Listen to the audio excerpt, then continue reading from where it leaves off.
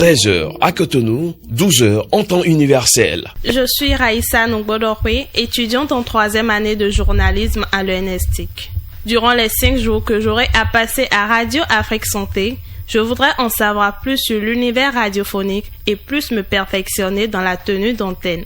Je suis Sophie Roncari, étudiante en 3e année de journalisme à l'École nationale des sciences et techniques de l'information et de la communication de l'Université d'Abomey-Calavi. Je suis à Radio Afrique Santé pour un atelier pratique d'une semaine.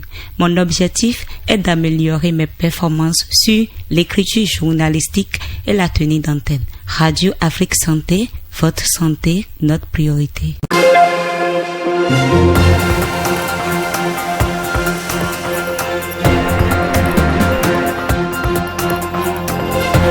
13h dans les studios de Radio Afrique Santé, 12h en temps universel. Vous êtes au bon endroit pour vous informer, c'est l'heure du journal. Et une interrogation à la une de cette édition, faut-il faire le jeûne quand on est malade? Puisque justement, depuis lundi, le Ramadan, mois sacré, a démarré un peu partout dans le monde. Une période de jeûne, mais aussi de prière et de spiritualité. Dans ce journal, nous parlerons également des risques sanitaires liés à la consommation excessive du sel.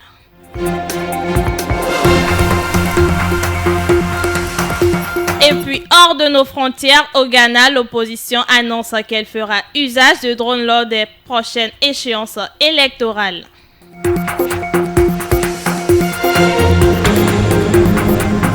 Enfin, en pied d'édition, on parle football avec les derniers résultats des 8e de finale retour de la Ligue des Champions. Bienvenue si vous nous rejoignez. Le développement de tous ces titres, c'est juste après ceci. On ouvre ce journal par la page santé, le sel, condiment par excellence qui rehausse les saveurs et retient l'eau à l'aide et aide à maintenir l'équilibre hydrique du corps. Cependant, sa consommation excessive présente des risques pour la santé. Écoutons cet élément de Maël Leroux-Belou sur le sujet. Le sel, constitué en quasi-totalité de chlorure de sodium, est nécessaire au fonctionnement de l'organisme. En consommer en excès peut toutefois favoriser le développement de certaines maladies. Lydie Nancy, médecin généraliste, nous en parle. La première conséquence de la consommation excessive du sel sur la santé, c'est l'hypertension artérielle. C'est d'ailleurs la première cause de l'hypertension artérielle chez l'adulte. C'est-à-dire que lorsqu'on consomme beaucoup du sel, excessivement du sel, l'inconvénient immédiat, c'est l'hypertension artérielle. Et nous savons aujourd'hui que l'hypertension artérielle, c'est une maladie qui est d'actualité et beaucoup de personnes en souffrent. Lorsqu'on dépose du sel quelque part, quelques jours après, on retrouve de l'eau. C'est la même chose qui se passe dans l'organisme. Le sel attire l'eau. Le sel retient l'eau. C'est la même chose qui se passe dans l'organisme. Voilà. Donc, ce qui favorise le déséquilibre de la régulation, de la répartition de l'eau dans l'organisme. C'est ça qui explique l'hypertension artérielle. Maintenant, c'est l'hypertension artérielle qui augmente ainsi le risque des maladies cardiovasculaires. Les maladies cardiovasculaires, c'est les maladies du cœur et des vaisseaux et l'insuffisance rénale, la survenue du cancer et l'ostéoporose. L'ostéoporose, c'est l'affaiblissement des os. Les os deviennent faibles. La consommation excessive du sel présente des risques pour la santé, mais combiner l'huile et le sucre au sel est encore plus dangereux pour la santé. Lydie Nancy de nouveau. On ne peut pas parler du sel sans parler du sucre et de l'huile. Je dois rappeler que ces trois choses vont de pair. Le sel, le sucre et l'huile. En présence du sucre, la réabsorption du sel est multipliée par 3. C'est-à-dire que en présence du sucre, la quantité du sel que nous prenons, l'organisme utilise ça 3 fois de plus. Donc imaginez quelqu'un qui consomme du sucre et du sel en même temps. L'organisme aura tendance, à cause de cette présence du sucre, l'organisme, la quantité de sel qu'il a consommé sera utilisée 3 fois de plus par l'organisme. C'est de là qu'on parlera du diabète. Donc, il faut aussi attirer l'attention. La consommation excessive du sel, ce n'est pas simplement le fait de trop saler les repas à la cuisson. Non, nous consommons déjà beaucoup d'aliments de nos jours qui sont déjà trop salés à la base. Les saucisses, les sardines, les tomates en boîte et j'en passe, etc. Afin d'éviter des maladies telles que l'hypertension, l'obésité, le médecin propose. Conseil, il faut diminuer la consommation de sel et du sucre. Par exemple, certains font leur repas sans le sel et c'est après que le repas soit servi qu'ils ajoutent une petite quantité de sel sur la table en fait, les sels de table. Donc, on peut procéder de cette manière et diminuer la consommation du sucre, préférer à la limite le sucre roux à la place des autres types de sucre. Il faut aussi diminuer la consommation de l'huile d'arachide. Il faut préférer l'huile rouge à la place de l'huile d'arachide parce que c'est très important. Il faut consommer les fruits, les légumes, pratiquer le sport, beaucoup plus, notamment la marche rapide sur 30 minutes à 1 heure par jour. Ça a un effet très bénéfique sur la santé. On parle toujours santé pour dire que les fidèles musulmans ont démarré depuis ce lundi le mois sacré du Ramadan. Des moments de prière, de spiritualité et de partage caractérisent toute cette période. Mais qui peut faire le jeûne et dans quelles conditions peut-on faire le jeûne? On écoute les explications de l'Alpha Amadou Boni. Rakibou Mama, il est au micro de Maël Leroux-Belou. Dans la sourate, dans le Coran, chapitre 2, versets 183, 184, 185, Allah en a parlé. Et il dit au verset 183 qu'il a décrété le jeûne pour les musulmans. Et il continue dans le verset 190, c'est pendant un nombre déterminé de jours. Donc au début de l'islam, le jeûne est venu et Dieu, comme il voulait former les compagnons qui étaient avec le messager, et ceux qui étaient capables de jeûner, ils jeûnent. Si toi tu ne pouvais pas jeûner, alors tu nourris en compensation d'un repas moyen un pauvre, équivalent à un nombre de jours manqués. Et il dit, celui qui est malade et qu'il est en voyage, il peut ne pas jeûner. Et après le mois de Ramadan, le nombre de jours qu'il a manqué, il rattrape ça. Après le verset, avec le temps, le verset, Allah a descendu le verset 185, où il dit, ce Coran a été descendu dans le mois de Ramadan, ce mois dont il nous a prescrit le jeûne, pour tous les musulmans. Il dit maintenant, la facilité qu'il avait permis à chacun de choisir là, il n'y a plus ça. Il dit, le jeûne est maintenant obligatoire pour tout musulman qui est résident et qui est en bonne santé. Si pour prétendre faire convenablement le jeûne, il faut jouir d'une parfaite santé, qu'en est-il des personnes malades? Alpha Amadou Boni Rakibou Mama, de nouveau. Maintenant, s'il arrive à ce qu'il ait un problème de santé, comme le palud, des problèmes de santé passagers, il peut rompre, se soigner, après il reprend le jeûne. Ou s'il a un voyage quelconque, il peut arrêter et après le voyage, il reprend le jeûne. Bon, maintenant, comme avant il y avait une permission, une faculté de choix, maintenant là il n'y a pas de choix. C'est tout musulman qui doit jeûner.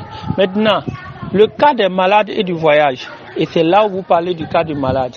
Et pour les cas de malades, on va différencier selon les cas. Les maladies passagères, comme par exemple les maladies dont on espère la guérison, alors il jeûne, il arrête le jeûne, après il rattrape.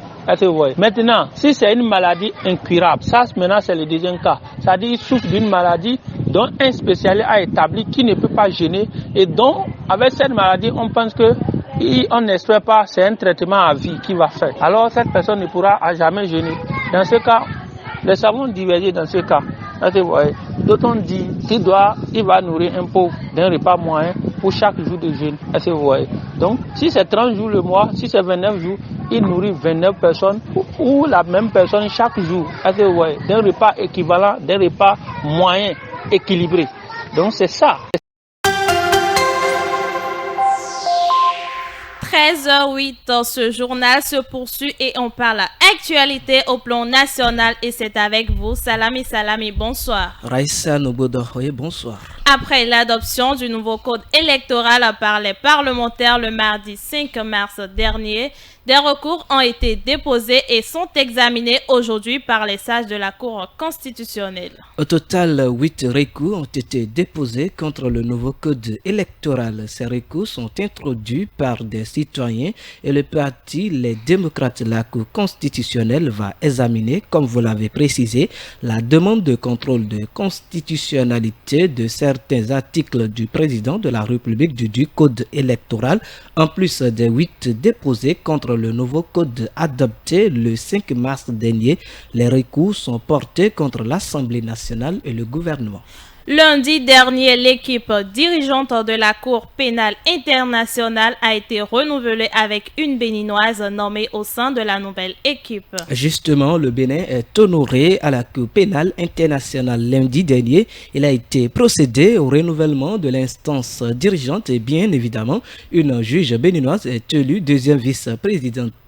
Pour rappel, Reine Alapini Gansou, comme c'est d'elle qu'il s'agit, a été élue juge à la CPI le 5 décembre 2017 lors de la 16e session de l'Assemblée des États partis au siège de l'ONU. C'est la première femme béninoise élue à cette fonction. Merci à vous, Salami. L'actualité sur le continent et ailleurs dans le monde, c'est juste après ceci. Au Ghana, l'opposition a annoncé qu'elle allait utiliser des drones pour surveiller des bureaux électoraux pendant les élections présidentielles et législatives qui se tiendront dans le pays en décembre prochain. L'administration et les militants du Congrès national démocratique élaborent les plans de l'utilisation de drones pour surveiller la situation dans des bureaux électoraux à Accra, capitale du Ghana et dans ses environs. Le porte-parole du Congrès a expliqué que ces plans visaient à améliorer la surveillance des élections et à prévenir des fraudes éventuelles. Cette forme de surveillance devrait aider le parti à recueillir 2 millions de voix dans la capitale. La Commission nationale électorale du Ghana a déjà fait part de ses craintes. Selon elle, l'utilisation de drones pourrait enfreindre la loi sur la confidentialité du vote. Il faut noter que les élections législatives et présidentielles se dérouleront au Ghana le 7 décembre 2024. Au Togo, une explosion survenue le mardi 12 mars 2024 au port autonome de Lomé a occasionné la mort de 2 personnes et fait 2 blessés. Les circonstances précises de cette explosion demeurent floues, mais les premiers rapports indiquent qu'un navire a pris feu avec son équipage à bord. La page des sports, c'est tout de suite juste après ceci. Les réseaux sociaux en parlent. Le sélectionneur des Guépards du Bénin est dans une situation financière délicate depuis quelques semaines. Justement, vous l'avez su depuis quelques jours, une information selon laquelle le sélectionneur des Guépards du Bénin serait privé de son salaire depuis 2 mois a circulé les réseaux sociaux comme une traînée de poudre. Guénot Roy n'a pas échappé à cette question au cours de sa dernière conférence de presse. À l'occasion, il a reconnu les faits et tout serait parti depuis la nomination de Benoît Dato. L'opinion publique s'est prononcée sur la situation financière du franco-allemand et parle des répercussions sur les résultats.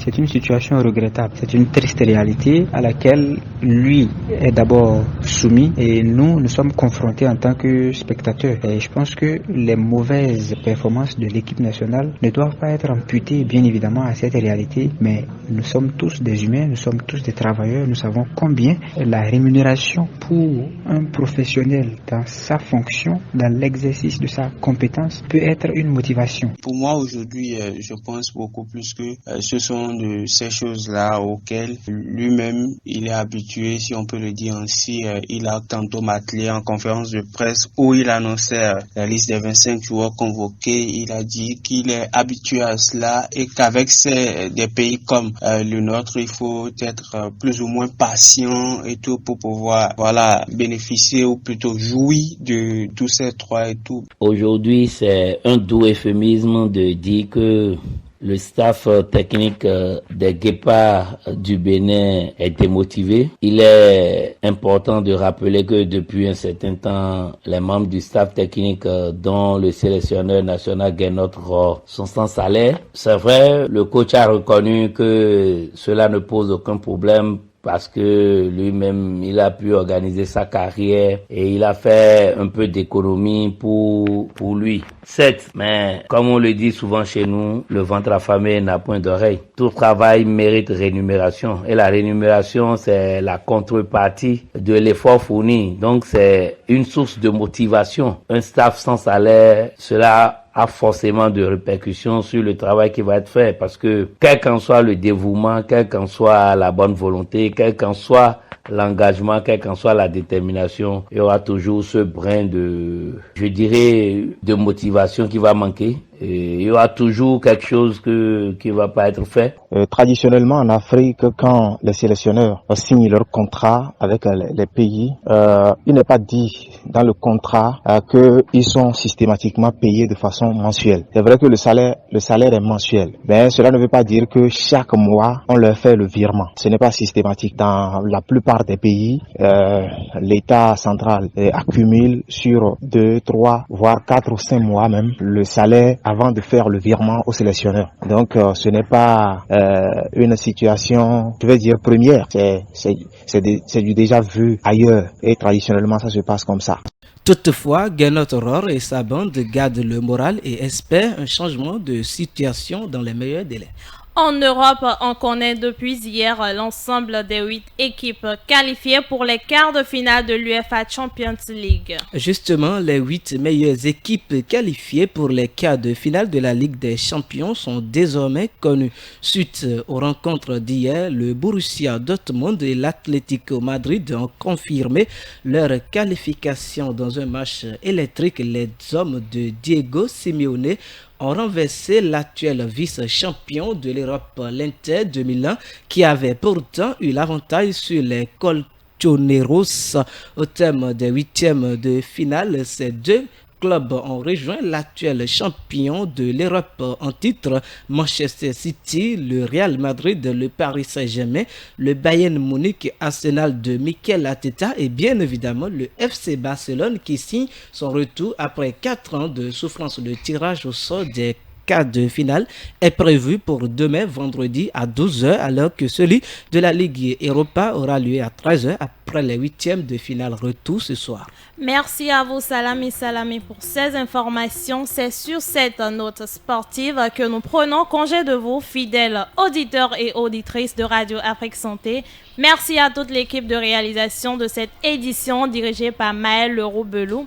À la mise en onde Parfait Afodéou. Au micro, je suis Raïssa Ngoudorwe. Mais avant de nous quitter, sachez que le mal qui est dans le monde vient presque toujours de l'ignorance et la bonne volonté peut faire autant de dégâts que la méchanceté si elle n'est pas éclairée. C'est une citation de Albert Camus. Portez-vous bien.